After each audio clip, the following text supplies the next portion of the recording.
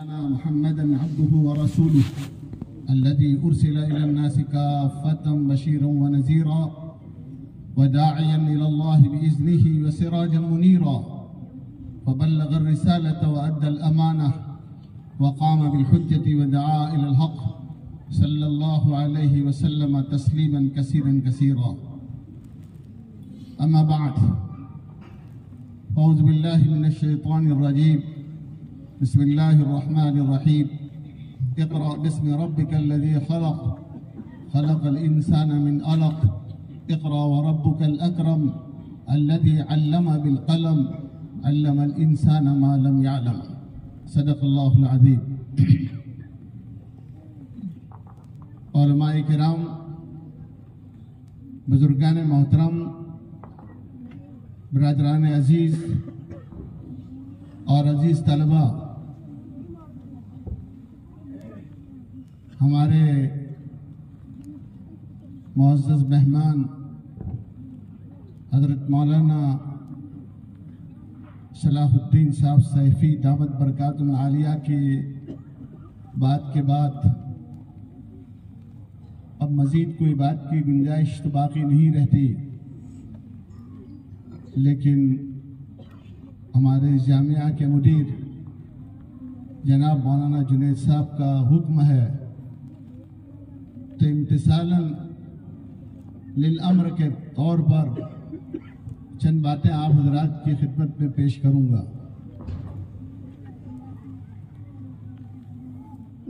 बुजुर्गों, जब यहाँ हाजिरी हुई और जैसे ही हमने इस रुख पर गाड़ी टर्न हुई तो उस वक्त ये देखा कि जामिया अबुल हसन तुरहिब, इस जामिया का नाम अबुल हसन रखा गया। मैं समझता हूं कि नाइंसाफी होगी कि अगर इस शख्सियत से हम किसी दर्जे बेतवज्जुही बरतते हुए चले जाएं। हजरत मौलाना अबुल हसन साहब, जिनको आलिमिया कहा जाता था, और मैं ये समझ रहा हूं कि मादी करीब में बहुत सारी शख्सियात देखी, बिस्यार खूब अदीदाम लेकिन तू चीजें दी करी। बहुत सारे शख्सियात को देखा, लेकिन मादी करीब में ऐसा शख्स मेरे नाक़िस इल्म में तो नहीं। आज भी आप देखोगे तो हम जिस मौजू की तरफ जा रहे हैं, जो मौजू हमारा है, उसमें तारीख़ दावत और अज़ीमत का सिलसिला मौलाना ने लिखा है, और इसलिए लिखा था कि ताकि इस बात को आप साबित करें। आपने साबित किया है कि उम्मत का कोई दौर और कोई ज़माना ऐसा बाकी नहीं रहा कि जिसमें उलुल अज़्म अफराद पैदा न हुए हों और उन्होंने बातिल ताकतों का अपनी सलाहियत और कुव्वत से मुकाबला न किया। तारीख़ दावत अज़ीमत का जो सिलसिला है मौलाना का, एक अजीब किताब है। मौलाना की तो तमाम किताबें अजीब हैं। आज भी अगर इन किताबों को पढ़ा जाए, मेरे तलबा अजीज से मेरी गुजारिश है और उलमाए किराम से भी गुजारिश है, गाहे गाहे बास खाई किस्सा पारी नारा, गाहे गाहे बास खाई किस्सा पारी नारा, करता दा खाही दाश्तन दाग हाय सीनारा। कभी कभी इन तारीखी किताबों को, हमारे बुजुर्गों के कारनामों को पढ़ा कीजिए ताकि हमारे सीने के दाग ताजा रहे। बुजुर्गों, जो हालात हमारे सामने हैं, वादे मुखालिफ से न घबराए उकाब, वादे मुखालिफ से न घबराए उकाब, ये तो चलती है तुझे ऊंचा उड़ाने के लिए। हम तो किस लिए पैदा हुए हैं कि हर मुल्क मास के मुल्क खुदाए मास, सारे मुल्क अल्लाह के मुल्क है अगर अल्लाह का। मेरे भाइयों, बुजुर्गों और दोस्तों, मौलाना ने इस बात को मुख्तसर अंदाज में जिक्र भी किया है। और इसी दरिया से उठती है, इसी दरिया से उठती है वो मौजे तुंड जोड़ो भी, इसी दरिया से उठती है वो मौजे तुंड जोड़ो भी, नहंगों के नशेमंद जिससे होते हैं तहोबा। आज भी अगर पूरी दुनिया को कहीं उम्मीद है और उम्मीद लगाई जा सकती है तो आपसे लगाई जा सकती है। इसलिए कि हमेशा जब वक्त आया है तो आप ही ने जो है उम्मत की सही रहबरी की। मौलाना ने खुद लिखा है, जामिया अबुल हसन जिसकी तरफ निस्बत की गई है, मैं आपसे कह रहा हूं, उन्होंने इस बात को लिखा है, 3री सदी का दौर है, मुअतज़िला और मुअतसिम का जमाना है और उसी की पुष्पनाही में मुअतज़िला ने परवान चढ़े। मामून और मुअतसिम का जमाना है और उसकी पुष्पनाही में मुअतज़िला परवान चढ़े। ये बातिल फिरकों की, बातिल ताकतों की इजाद वहां से शुरू होती है, लेकिन उसके मुकाबले में अगर कोई खड़ा हुआ तो कौन था? अबुल हसन अशरी खड़े हुए थे। उसके बाद जो है उनके तलामिज़ा में खड़े हुए इमाम हरमैन खड़े हुए, इमाम जुवैनी खड़े हुए, अबू इसहाक इसराइली खड़े हुए। उसके बाद जो है जब फलसफा आगे बढ़ा था तो इमाम गजाली मुकाबले के लिए आए और उन्होंने जो है तहफ़्फ़ुज़ुल फ़लासिफ़ा लिखी और इक़दामी पोजीशन करके हुए फिर तहफ़्फ़ुज़ लिखी। उसके बाद का जब दौर आया, अल्लामा इब्न तैमिया उम्मत का एक ज़हीन तरीन आदमी मुकाबले के लिए आता है। उसके बाद जब अक़लियत का दौर आता है और सारी चीजें अक्ल के पैमाने से नापी जाने लगी तो उस वक्त मौलाना जलालुद्दीन रूमी रहमतुल्लाह अलैह मुकाबले के लिए आते हैं। उसके बाद जब फलसफा आगे बढ़ता है और इलाहियात और तबीयत के बहसे से आगे बढ़कर सियासियात और इंतजाम में जब दाखिल होता है तो शाह वलीउल्लाह साहब दहलवी रहमतुल्लाह अलैह मुकाबले के लिए आते हैं, हुज्जतुल्लाह बालिगा लिखते हैं। ये सब वो अफराद थे जो आप ही के मदरसों ने दिए थे, आपके ही अफराद थे। उसके बाद जब ईसाइयों का हमला होता है तो मौलाना रहमतुल्लाह किरानी मुकाबले के लिए आते हैं। आर्यों का जब हमला होता है तो मौलाना कासिम साहब नानूतवी मुकाबले के लिए आते हैं। और जब मुकाबला होता है नबूवत पर, जब नबूवत की पूरी इमारत को डायनामाइट करने की कोशिश की जाती है और खत्म नबूवत पर हमला होता है तो उस वक्त मौलाना मोहम्मद अली मुंगेरी रहमतुल्लाह अलैह और मौलाना अनवर शाह कश्मीरी रहमतुल्लाह अलैह। और उसके बाद भी आप देखते चले जाइए कि इस मुल्क में भी जब मुतबन्ना बिल आया था तो मौलाना कारी तैयब साहब रहमतुल्लाह अलैह मुकाबले के लिए आए, मुस्लिम पर्सनल बोर्ड के सदर बने। उसके बाद जब शाह बानो का केस आया था तो मौलाना अबुल हसन अली नदवी मुस्लिम मसला बोर्ड के सदर बनकर उसके मुकाबले के लिए आए थे। और आज भी जब 3 तलाक का मसला पेश आया, नतीजा कुछ भी हो, देखो मेरे बुजुर्गों और दोस्तों, मैं आपसे बड़ी सराहत के साथ कह रहा हूं, कोशिशें हमारी तरफ से होंगी, अस्सायु मिन्नी वल इत्मामु मिनल्लाह, कोशिश हमारी तरफ से होगी और नतीजा अल्लाह की तरफ से होगा। हम तो आज भी अपनी औलाद और आफात को ये वसीयत कर जाएंगे तो इस मुल्क में नाइंसाफी हुई है और हमारे मुक़द्दसात को हमसे छीना गया है। जब भी इंसाफ की हुकूमतें आए उस वक्त फिर तुम इंसाफ की लड़ाई लड़ना और अपने मुक़द्दसात को वापस लेने की बात जाने की पूरी कोशिश करना, ये आपकी और हमारी जिम्मेदारी। बुजुर्गों, हम किसकी औलाद हैं? हम खालिद इब्न वलीद की औलाद हैं, हम अबू उबैदा इब्न जर्राह की औलाद हैं, हम उक़बा इब्न नाफ़ी की औलाद हैं। आप देखिए तो सही, हमने कहां कहां कैसे कैसे हालात में मुकाबला किया है। जो मौलाना सही कहा है, आज भी जो हालात है, नहीं है ना उम्मीद इकबाल अपनी किश्त वीरा से, नहीं है ना उम्मीद इकबाल अपनी किश्त वीरा से, जरा नम हो तो ये मिट्टी बहुत जरखेज है। इसलिए मेरे बुजुर्गों और दोस्तों, ये आखिर में जो मौलाना अबुल हसन अली के नाम से ये इदारा मौसूम किया गया है, इसके पीछे तारीख है।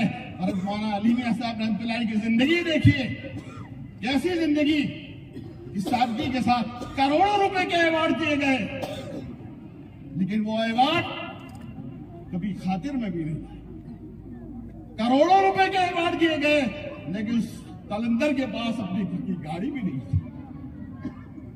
करोड़ों रुपए के अवार्ड दिए गए लेकिन अपनी जूतों की ठोकरों में लाए और कभी इधर भेज दिया, कभी इधर भेज दिया, कभी इधर भेज दिया। आज भी जाकर आप देख सकते हो, उस दुर्वेश के घरों के जाकर देख सकते हो कि उनके दुर्वेश के घर आपको गवाही देंगे कि वो मर्द कलंदर क्या था। बुजुर्गों, मेरे बुजुर्गों और दोस्तों, आज भी हमें उनकी सीरत को जिंदा करने की जरूरत है। कैसे कैसे कहां गए, जहां गए, जिस जगह पर गए हाथों हाथ लिए गए। कुतुबखाने में गए और कहा कि आपके कुतुबखाने में सबसे बेहतरीन किताब कौन सी है? आप ही की किताब माज़ा खसिर अल मुस्लिमीन, वो पेश कर दी उस नाज़िर ने। और उन्होंने कहा, क्या तुमने कभी इसके मुसन्निफ को देखा है? तो कहा नहीं। कहा आपके सामने जो बैठा है वही उसका मुसन्निफ है।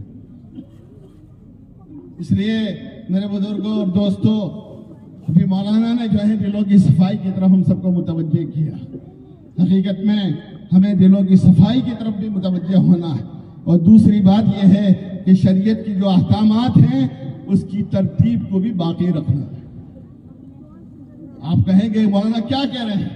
मैं ये कह रहा हूं तो शरीयत में कुछ चीजें फर्ज हैं, कुछ चीजें फर्ज किफाया हैं जो उम्मत से छूट रही हैं। मुस्तहब्बात का एहतमाम है, लेकिन फर्ज किफाया की तरफ बेइतनाई बेतवज्जोही बरती जा रही है। और जब अहकाम की तरतीब फौत होगी तो नतीजे उसके उल्टे निकलेंगे। अहकाम की तरतीब जब फौत होगी तो उसके नतीजे उल्टे निकलेंगे। हमसे फर्ज किफाया छूट रहा है और उसकी तरफ बेइतनाई है, बेतवज्जोही है। करने की बात तो दरकिनार है, हम कहने के लिए भी तैयार नहीं है। इसलिए मेरे बुजुर्गों और दोस्तों, तमाम अहकामात अपनी जगह पर रखे जाएं। उसकी तरतीब जो शरीयत ने बनाई है, उस तरतीब पर सहाबाए किराम उस तरतीब के साथ चले थे। नतीजा ये था कि कामयाबी ने उनके कदमों को चूमा था और कामयाबी ने उनकी कदम बोसी की। हमारी भी जिम्मेदारी ये होती है, अगर कोई शख्स सुन्नतों का एहतमाम करता चला जाए और फर्ज को छोड़ता चला जाए तो क्या ये दीन का सही तबलीग और सही तरतीब होगी? हरगिज़ नहीं हो सकती, यह हरगिज़ नहीं हो सकती। इसलिए बेहतर यही है, फराइज का एहतमाम जहाँ है वहाँ फराइज का एहतमाम, जहाँ फर्ज किफाया है वहाँ फर्ज किफाया हो, जहाँ सुन्नत मुअक्किदा है वो सुन्नत मुअक्किदा के दर्जे में हो, जो मुस्तहब्बात है वो मुस्तहब्बात के दर्जे में हो। यही हमारे मदरसों से सिखाया जा रहा है और यही हमारी जमातों से सिखाया जा रहा है।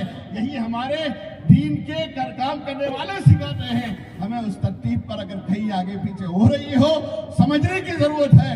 हालात हमारे सामने हैं, हालात हमारे सामने हैं। मौलाना अली मियां साहब ने एक बात कही थी कि सियासी शूर को बेदार करने की जरूरत।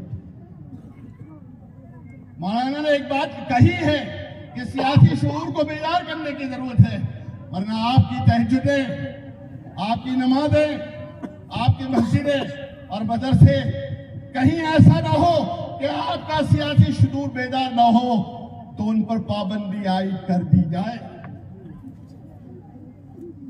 मौलाना ने यह बात सराहत से कही है कि अगर सियासी शूर हमारे इस माशरे का बेदार ना हुआ तो हमारी तहज्जुदें, हमारी नमाजें, हमारे तकद्दुसात, हमारी मस्जिदें और हमारे मदरसे पाबंदी की जद में नहीं। आज आप देख रहे हो जिन हालात से हम गुजर रहे हैं, इसलिए सियासी शऊर भी बेदार करने की जरूरत है और उस एतबार से हमें बहुत कुछ आगे बढ़ने की जरूरत है। हालात हमारे सामने हैं। फलस्तीन का जो मसला है, मौलाना ने बड़े दर्द के साथ बात कही। ये फलस्तीन का मसला जो है हम सब के लिए इबरत है, हम सब के लिए इबरत का है सामान है। इसलिए हम देख रहे हैं बहुत से बता हमारे इतने मुल्क हैं, ये मुल्क है, हमें इस पर कोई इतराने की जरूरत नहीं है। खुजली होती है तो अपने हाथ से ही मिटती है। हम कभी दूसरों की तरफ नजर न देखें और दूसरों से उम्मीद लगा के न देखें। हमारा काम है हमें करना है, हमारी जिम्मेदारी हमें पूरी करनी है। इसलिए मेरे बुजुर्गों और दोस्तों, जो असल बात थी मौलाना ने कही है, दिलों की सफाई की तरफ मुतवज्जे हों, अल्लाह से ताल्लुकात को अपने उसवार करें, जो हालात है उसको समझने की कोशिश करें, उसके लिए भी मांगें। कम से कम कुछ नहीं कर सकते तो उनके लिए दुआएं तो कर सकते। और मौलाना ने बड़ी अच्छी दुआ बताई, अल्लाहुम्मा अस्तर औराती व आमिन रवाती, अल्लाहुम्मा अस्तर औराती व आमिन रवाती। इस दुआ का एहतमाम करें हमारे भाइयों के लिए। ईमान वाला तो कैसा होता है, हम हदीसें पढ़ाते हैं, हम बातें करते हैं, अल-मोमिनु लिल-मोमिनि कल जसद, जसद एक जिस्म की तरह है। क्या हम इसका नमूना पेश कर रहे हैं इस वक्त? इज्तका में उदु तदालहु साइरुल जसद बिस्सारि वल हुम्मा, हदीस पाक में कहा गया है जिस्म का एक गुज़्व में अगर कोई तकलीफ हो तो सारा जिस्म बेकरार हो जाता है। अगर वाकई हमें किसी दर्जे की भी बेकरारी नहीं है तो हमें अपने ईमान की खैर मनाना। मुअतसिम बिल्लाह जो कोई दीनदार बादशाह नहीं था, उसके हालात पढ़िए, वो दीनदारी नहीं थी, बहुत सारे खराफात थी। लेकिन जब उससे कहा गया कि मकाम अमूरिया पर एक बुढ़िया के साथ ज्यादती की जा रही है तो अपने तख्त शाही पर खड़ा हो जाता है, बेचैन होकर ये कहता है अर्रहील अर्रहील, हम कूद करेंगे और उस बुढ़िया को, उस जालिम हाथों से छुड़वाएंगे। और ये किया। हम दीनदारी का ठेका लिए फिर रहे हैं, दीनदारी का हम डडेरा पीट रहे हैं, और हमारा हाल तो देखो कि ईमान वाला बेचैन हो, बेकरार हो, हमें जो है नींद कैसे आती है। हमारी नींद आंखों पे उचट जानी चाहिए, बेकरार हो जाना चाहिए।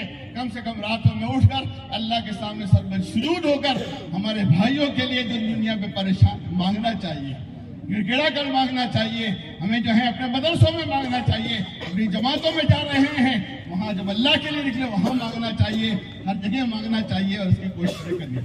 इसलिए मैं ये चंद बातें कहकर अपनी बात खत्म करूंगा। आखिर दावान अल्हम्दुलिल्लाह।